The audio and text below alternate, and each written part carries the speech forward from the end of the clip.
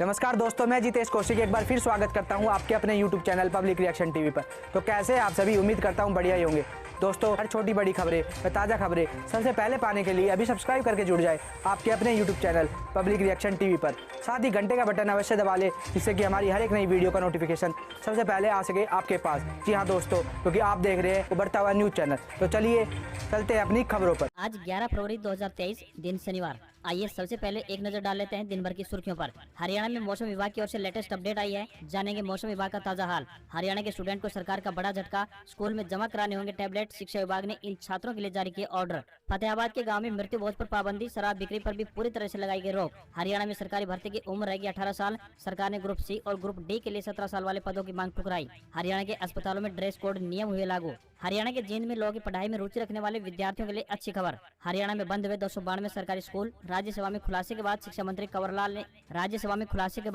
कंवरपाल गुर्जर ने दी सफाई। 25 से कम थी छात्रों की संख्या। झज्जर में मंत्री संदीप के खिलाफ प्रदर्शन। महिला कोच के पक्ष में उतरे खा पंचायत संगठन, बोले बर्खास्त करके गिरफ्तार किया जाए। फतेहाबाद में नगर पालिका के खिलाफ उतरे लोग। जाखल को दोबारा ग्राम पंचायत बनाने की रखी मांग। प्रदर्शन कर बोले टैक्सों का बोझ अब सहन नहीं। हिसार में किसानों ने कृषि मंत्री को घेरा। भव्य बिश्नोई को दिखाई काले झंडे। किसान बोले कंपनी खा रही है बीमा क्लेम। हरियाणा के महेंद्रगढ़ जिले के नारनौल में फरवरी में सताने लगी है गर्मी। अधिकतम तापमान 30 डिग्री सेल्सियस पर पहुंचा। 5 दिन शुष्क रहेगा मौसम। गेहूं पर बुरा असर पड़ने की संभावना। भिवानी में भाजपा बैठक के विरोध में उतरे सरपंच। काले कपड़ों के साथ शहर में किया जोरदार प्रदर्शन, बोले ई टेंडरिंग स्वीकार नहीं। पानीपत में सरपंचों ने निकाला रोष प्रदर्शन। ई टेंडरिंग और राइट टू रिकॉल का विरोध किया। मिनी सचिवालय में दिया अनिश्चितकालीन धरना। हिमाचल प्रदेश में भारी बर्फबारी से 176 सड़कें बंद। जम्मू कश्मीर में बारिश और लैंडस्लाइड। घाटी को देश से जोड़ने वाला नेशनल हाईवे हुआ ब्लॉक। और अब खबरें विस्तार से। हरियाणा में सरकारी भर्ती की उम्र 18 साल रहेगी। सरकार ने ग्रुप सी और ग्रुप डी के लिए 17 साल वाले पदों की मांग ठुकराई। दोबारा आवेदन मांगे गए। हरियाणा में सरकारी नौकरी के लिए उम्र 18 साल ही रहेगी। सरकार ने इस संबंध में ग्रुप सी और ग्रुप डी के लिए 17 साल में भर्ती के पदों की मांग को ठुकरा दिया है। हरियाणा के चीफ सेक्रेटरी संजीव कौशल ने इस संबंध में सभी विभाग, बोर्ड व निगमों को आदेश जारी कर दिए हैं। सरकारी भर्ती के लिए न्यूनतम उम्र की बात करें तो 18 साल और अधिकतम उम्र 42 साल तय कर दी गई है। साथ ही आपको यहाँ पर बताते चले कि हरियाणा पुलिस में जल्द ही बड़े पैमाने पर भर्ती की जाएगी। मुख्यमंत्री मनोहर लाल ने सब इंस्पेक्टर एसआई, सहायक सब इंस्पेक्टर यानी एएसआई और हेड कांस्टेबल के 4536 नए पदों की मंजूरी दे दी है। हरियाणा में आम आदमी पार्टी नेता अनुराग ढांडा ने कहा है कि परिवार पहचान पत्र या कहीं परेशान पार्टी पत्र पूरे हरियाणा की जनता के लिए जी का जंजाल बन गया है। पूरे हरियाणा में लगभग 14 लाख शिकायतें परिवार पहचान पत्र में मिली है। इनमें से 11,23,000 शिकायतें इनकम से संबंधित है। परिवार पहचान पत्र से प्रदेश के नवजात शिशु से लेकर महिला, नौजवान, किसान और बुजुर्ग सभी परेशान है। अनुराग ढांडा ने कहा कि परिवार पहचान पत्र में गलत जानकारी की वजह से गरीब परिवारों का राशन बंद हो गया है, बुजुर्गों की पेंशन बंद हो गई है और नौजवानों की नौकरी नहीं लग रही है और नहीं जाने कितने लाख लोगों के बीपीएल कार्ड काट दिए गए हैं। प्रदेश की जनता ट्रिपल पी यानी परिवार पहचान पत्र कार्ड की गलतियां ठीक करवाने को लेकर दर दर की ठोकरें खाने को मजबूर है। वरिष्ठ नेता अनुराग ढांडा ने कहा कि परिवार पहचान पत्र भ्रष्टाचार का साधन बन गया है। इसमें एक एक गलती को ठीक करवाने के लिए 800 रुपए से लेकर 3,500 रुपए तक की रिश्वत मांगी जा रही है। वहीं रोजाना पूरे प्रदेश से हजारों की संख्या में लोग डीसी और एडीसी ऑफिस में ट्रिपल पी यानी परिवार पहचान पत्र की इन कमियों को ठीक करवाने के लिए लाइन में लगते रहते हैं। हरियाणा में चौटाला परिवार की सियासत। डिप्टी सीएम ने पैर छुए तो दादा ने दिया आशीर्वाद। दुष्यंत ने लिखा चट्टान से इरादों का साथ। हरियाणा के डिप्टी सीएम दुष्यंत चौटाला ने एक बार फिर से अपने दादा श्री ओम प्रकाश चौटाला के पैर छूकर उनसे आशीर्वाद लिया। साथ ही दोनों के बीच कुछ पल बातचीत भी हुई। दुष्यंत ने अपने सोशल मीडिया अकाउंट पर इसकी फोटो शेयर की है। साथ ही लिखा है कि दादा से बात, आशीर्वाद के रूप में हाथ, मजबूत हौसलों, चट्टान से इरादों का साथ। हरियाणा के पूर्व सीएम और पूज्य दादा चौधरी ओम प्रकाश चौटाला से एक वैवाहिक समारोह में पैर छूकर आशीर्वाद लिया। आशीर्वाद लेते समय दुष्यंत के चेहरे पर भी मुस्कान थी और चौधरी ओम प्रकाश चौटाला के चेहरे पर भी मुस्कान। ऐसे में दोनों की मुस्कान से अंदाजा लगाया जा सकता है कि भविष्य में दोनों परिवारों में फिर से सुलह हो सकती है। दुष्यंत की यह फोटो वायरल होते ही उनके पार्टी पदाधिकारियों ने इसे अपने सोशल मीडिया पर शेयर कर दिया। गौरतलब है कि हरियाणा के बड़े राजनीतिक घराने चौटाला परिवार में 2018 में मतभेद पैदा हो गए थे। इसके बाद अजय चौटाला ने जननायक जनता पार्टी यानी जेजेपी का गठन किया। इनेलो से अलग होने के बाद भी अजय चौटाला, दुष्यंत और दिग्विजय चौटाला ने ओम प्रकाश चौटाला के प्रति कोई बयानबाजी नहीं की। साथ ही पार्टी वर्करों को भी इसकी सख्त हिदायत दी गई थी। हालांकि तीनों अभय चौटाला पर समय समय पर वार करते रहते हैं। हरियाणा बजट पर सीएम की तैयारियां पूरी। मंत्रियों ने नई योजनाओं की दी सलाह। मुख्यमंत्री बोले आधुनिक तकनीक पर भी फोकस करेंगे। अमृत काल में हरियाणा के नागरिकों के कल्याणार्थ के लिए वर्ष 2023-24 का राज्य बजट पेश करने से पहले मुख्यमंत्री मनोहर लाल खट्टर द्वारा निरंतर प्री बजट बैठक कर रहे हैं। इसी कड़ी में मुख्यमंत्री ने शुक्रवार को हरियाणा निवास में मंत्रियों व विभागों के प्रशासनिक सचिवों के साथ बैठक पूर्व परामर्श की अहम बैठक की। मुख्यमंत्री ने अधिकारियों को निर्देश देते हुए कहा कि बजट में शिक्षा, स्वास्थ्य, ग्रामीण विकास, पर्यावरण इत्यादि क्षेत्रों पर मुख्य रूप से फोकस रखते हुए बजट बनाया जाए। सभी हितधारकों से जो परामर्श प्राप्त हुए हैं उनके सुझावों को बजट में शामिल कर एक अच्छा व संतुलित बजट तैयार करें। उन्होंने कहा कि नई योजनाओं को आम आदमी के लिए बाधा रहित व बेहतर तकनीक पर आधारित बनाया जाना चाहिए ताकि ईज ऑफ लिविंग की अवधारणा चरितार्थ हो सके। हर क्षेत्र पर ध्यान केंद्रित किया जाए जिससे हर वर्ग को लाभ पहुँचे।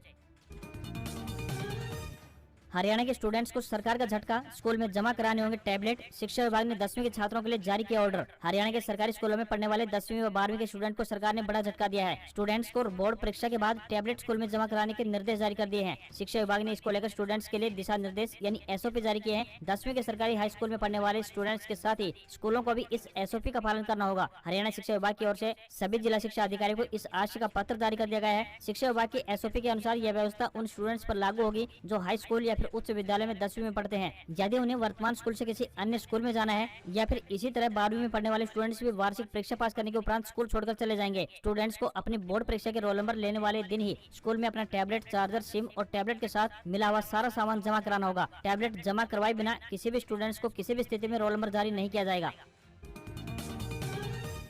जींद में होगी कानून की पढ़ाई, चौधरी रणबीर सिंह यूनिवर्सिटी में लगेंगी लॉ की कक्षाएं। 3 व 5 साल का होगा कोर्स। हरियाणा के जींद में लॉ की पढ़ाई में रुचि रखने वाले विद्यार्थियों के लिए अच्छी खबर है। जींद के चौधरी रणबीर सिंह यूनिवर्सिटी में इसी सत्र से लॉ की पढ़ाई शुरू हो जाएगी। विद्यार्थियों की काफी लंबे समय से मांग थी कि जींद में लॉ कॉलेज खोला जाए। इसको लेकर जींद के भाजपा विधायक डॉक्टर कृष्ण मिड्डा ने विद्यार्थियों और अभिभावकों से मुलाकात की थी। विधायक ने यह मांग CM मनोहर लाल खट्टर के सामने रखी थी। फिलहाल जींद जिले में कोई भी लॉ कॉलेज नहीं है, जिसके चलते जींद के छात्रों को कुरुक्षेत्र, रोहतक या फिर हिसार जिलों की तरफ रुख करना पड़ता है। इससे इन छात्रों पर आर्थिक बोझ तो पड़ता ही है, साथ ही वो घर से दूर हॉस्टल में रहकर भी लॉ की पढ़ाई करनी पड़ती है। अब विश्वविद्यालय में इसी सत्र से कानून की पढ़ाई शुरू हो जाएगी। इसमें 3 वर्षीय तथा 5 वर्षीय कोर्स शुरू किए जाएंगे।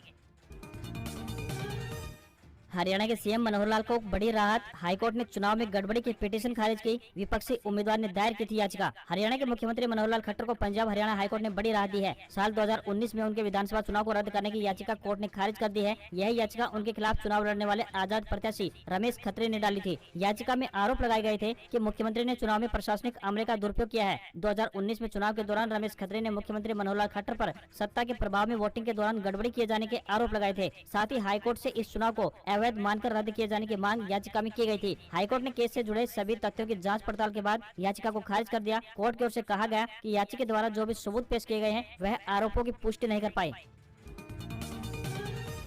हरियाणा के फतेहाबाद के गांव में मृत्यु भोज पर पाबंदी, शराब बिक्री पर पूरी तरह से रोक लगाई गई। ग्राम पंचायत ने जारी किया फरमान। हरियाणा के फतेहाबाद जिले के ग्राम पंचायत बैजलपुर ने पहल करते हुए नशे के खिलाफ आवाज उठाई है। गांव में जल्द ही ग्राम सभा की मीटिंग में प्रस्ताव पास करवाकर शराब ठेका बंद करवाया जाएगा। साथ ही गाँव में अब कोई शराब अवैध रूप से नहीं बेच पाएगा। यदि कोई गाँव में शराब बेचता पाया जाता है तो उसके खिलाफ ग्राम पंचायत द्वारा कार्रवाई करवाई जाएगी। बैजलपुर गाँव में अब से मृत्यु भोज बंद करने का ऐतिहासिक फैसला भी लिया गया है। गाँव की विकास समिति का गठन भी किया जाएगा जो गाँव के विकास को लेकर रणनीति तैयार करेगी, जिसमें 36 बिरादरी के लोगों को शामिल किया जाएगा, जिसमें पूर्व सरपंच, रिटायर्ड कर्मचारी, सामाजिक कार्यकर्ता शामिल होंगे। ये सारे फैसले गांव के मेन चौक में सरपंच हेमंत बैजलपुरिया की अध्यक्षता में हुई ग्रामीणों की पंचायत में लिए गए।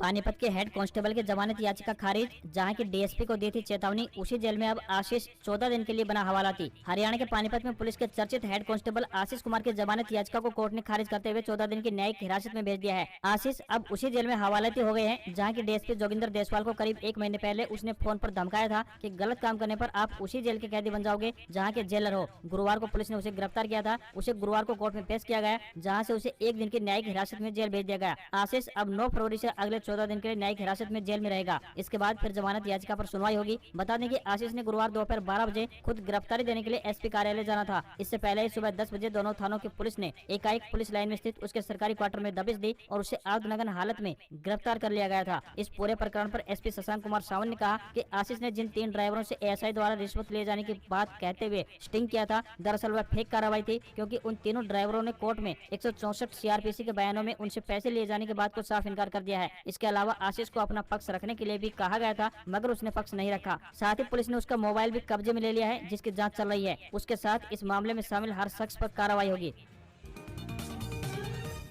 हरियाणा सरकार के खिलाफ आम आदमी पार्टी करेगी प्रदर्शन। 13 को करनाल में घेरेंगे CM आवास। ढांडा ने संदीप सिंह के बर्खास्तगी की मांग उठाई। हरियाणा में आम आदमी पार्टी ने जूनियर महिला कोच से छेड़छाड़ के आरोपी मंत्री संदीप सिंह के पद से बर्खास्त करवाने को लेकर पूरे हरियाणा में पुरजोर तरीके से प्रदर्शन करेगी। ये बात आम आदमी पार्टी के वरिष्ठ नेता अनुराग ढांडा ने कही है। उन्होंने बताया कि 11 फरवरी को रोहतक में BJP के प्रदेश कार्यालय का घेराव किया जाएगा। 13 फरवरी को करनाल में आम आदमी पार्टी CM आवास का घेराव करेगी। ढांडा ने बताया कि ये गृह मंत्री अमित शाह के आने से पहले आम आदमी पार्टी की चेतावनी होगी। जब तक मंत्री संदीप सिंह को पद से नहीं हटाया जाएगा। हरियाणा की जनता गृह मंत्री का स्वागत नहीं करेगी। अगर फिर भी सरकार ने मंत्री संदीप सिंह को बर्खास्त नहीं किया तो 15 फरवरी को चंडीगढ़ में आम आदमी पार्टी के कार्यकर्ता प्रदर्शन करेंगे और सीएम आवास घेरेंगे।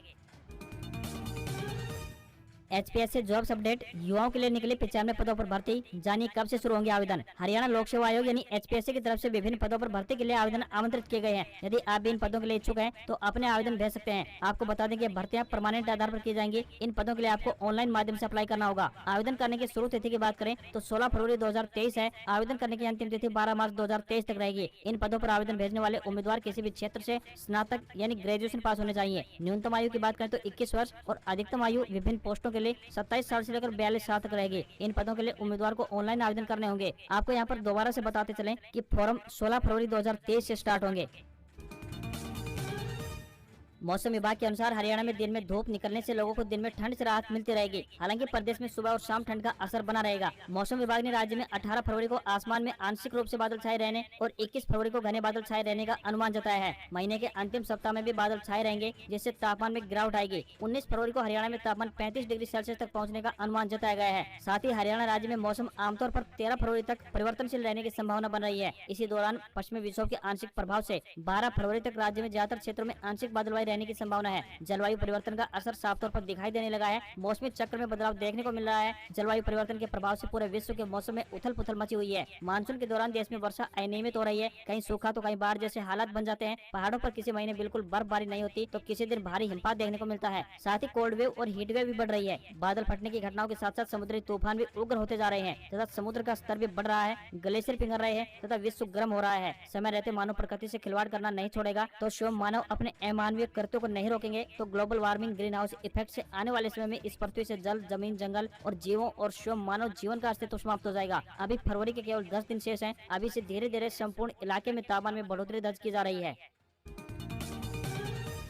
हरियाणा सरकार ने संशोधित किए टीजीटी के सेवा नियम, अटकी 7471 पदों की भर्ती का रास्ता हुआ साफ। हरियाणा सरकार ने टीजीटी यानी ट्रेंड ग्रेजुएट टीचर के सेवा नियमों में संशोधन किया है। इस संबंध में शिक्षा विभाग के अतिरिक्त मुख्य सचिव डॉक्टर महावीर सिंह की ओर से अधिसूचना जारी की गई है। इससे पहले साल 2012 में टीजीटी के सेवा नियमों में बदलाव किया गया था। नए नियमों के अधिसूचित होने से अब वर्षों से लटके टीजीटी की 7471 पदों की भर्ती का रास्ता साफ हो गया है। अब हरियाणा सरकार की ओर से नए सेवा नियम अधिसूचित कर दिए गए हैं। नए सेवा नियमों में टीजीटी पद के लिए BA प्लस BEd 4 वर्षीय स्नातक कोर्स को इसमें जोड़ा गया है। यह कोर्स करने वाले अब टीजीटी टीचर बनने के पात्र होंगे। अलग अलग 13 विषयों के लिए अलग योग्यता रखी गई है। इनमें सामाजिक अध्ययन, विज्ञान, गणित, हिंदी, संस्कृत, पंजाबी, उर्दू, शारीरिक शिक्षा, गृह विज्ञान, कला, संगीत विषय आदि शामिल किए गए हैं। यहाँ पर आपको बता दें कि पहले नियमों में BA स्नातक की शर्त थी। अब हरियाणा पात्रता परीक्षा पास करने वाले अभ्यर्थी टीजीटी के लिए आवेदन कर सकेंगे। हरियाणा कर्मचारी चयन आयोग के चेयरमैन भोपाल सिंह खत्री ने कहा है कि शिक्षा विभाग द्वारा जैसे ही सेवा नियम बदलकर पद भेजे जाएंगे तो उसे तुरंत विज्ञापित करके आवेदन मांग लिए जाएंगे। आयोग का प्रयास रहेगा कि तय समय में भर्ती पूरी हो सके। तुर्की सीरिया में 22,000 से ज्यादा मौतें। तुर्की में कभी भी आ सकता है 7 तीव्रता का भूकंप, जमीन के भीतर हलचल बढ़ी। तुर्की और सीरिया में भूकंप से हालात बदतर होते जा रहे हैं। अब तक 22,765 लोगों की मौत हो चुकी है। घायलों की संख्या की बात करें तो 75,000 के करीब पहुंच गई है। तुर्की में 19,388 लोगों की जान जा चुकी है और 35,000 से ज्यादा लोगों के घायल होने की खबर है। तो वहीं सीरिया की बात करें तो सीरिया में 3,377 लोग मारे जा चुके हैं और 4,000 से ज्यादा जख्मी बताए गए हैं। सीरिया में मारे गए लोगों को दफनाने के लिए सामूहिक कब्रें बनाई जा रही हैं। इसी बीच एक एक्सपर्ट ने दावा किया है कि तुर्की में एक बार फिर से जल्द ही 7 तीव्रता का भूकंप आ सकता है। सिस्मोलॉजिस्ट डोगन पेरिनेक ने रूस की एक न्यूज एजेंसी के सामने यह दावा किया है। उन्होंने बताया कि यह भूकंप पश्चिम तुर्की के पोर्ट सिटी कैनाकाले के पास आएगा। डोगन पेरिनेक के मुताबिक काफी समय से यहाँ सिस्मिक तरंगों में हलचल बढ़ी है। कैनाकाले में हर 250 सालों के बाद भूकंप आता है। अब वहाँ भूकंप आए 287 साल बीत चुके हैं। उधर दूसरी तरफ UN यानी यूनाइटेड नेशन का कहना है कि बर्फबारी और बारिश के कारण भूकंप से प्रभावित दोनों ही देशों में बचाव कार्य पर असर पड़ रहा है। लगातार 2 दिन की तेजी के बाद गिरा बाजार। सेंसेक्स 123 अंक गिरकर 60,682 के स्तर पर बंद। निफ्टी 36 अंक टूटा। अडानी एंटरप्राइजेज का शेयर 3.78% गिरा। भारतीय शेयर बाजार में हफ्ते के 5वें और आखिरी कारोबारी दिन की बात करें तो गिरावट देखने को मिली है। लगातार 2 दिन की तेजी के बाद बाजार में गिरावट आई है। सेंसेक्स 123 अंकों की गिरावट के साथ 60,682 के स्तर पर बंद हुआ। वहीं निफ्टी की बात करें तो 36 अंक गिरकर 17,856 के स्तर पर पहुंच गया है। सेंसेक्स के 30 शेयरों में से 20 में गिरावट देखने को मिली और सिर्फ 10 शेयरों में तेजी रही। वहीं सराफा बाजार की बात करें तो सोने और चांदी में गिरावट देखने को मिली है। 24 कैरेट सोना 57,038 रुपए प्रति 10 ग्राम के स्तर पर बंद हुआ। चांदी की बात करें तो ये 66,740 रुपए प्रति किलोग्राम पर पहुंच गई है। उधर डॉलर रुपया के मुकाबले 1 पैसे कमजोर हुआ है। 1 डॉलर का रेट 82 रुपए 52 पैसे के स्तर पर। अगर आपको हमारी खबर पसंद आई हो तो हमारी खबरों पर एक प्यारा सा लाइक जरूर दें। जी हाँ दोस्तों, और साथ ही खबरों को ज़्यादा से ज़्यादा शेयर करें और कमेंट बॉक्स में इन खबर पर आपकी क्या है राय वो हमें ज़रूर बताएं। आज की खबरों में सिर्फ इतना ही, मिलते हैं अगली खबर में। जब तक सब्सक्राइब करके जुड़ जाइए आपके अपने YouTube channel public reaction TV से, और साथ ही घंटे का बटन जरूर दबा लें ताकि हमारी हर एक नई वीडियो पहुंच सके आपके पास सबसे पहले।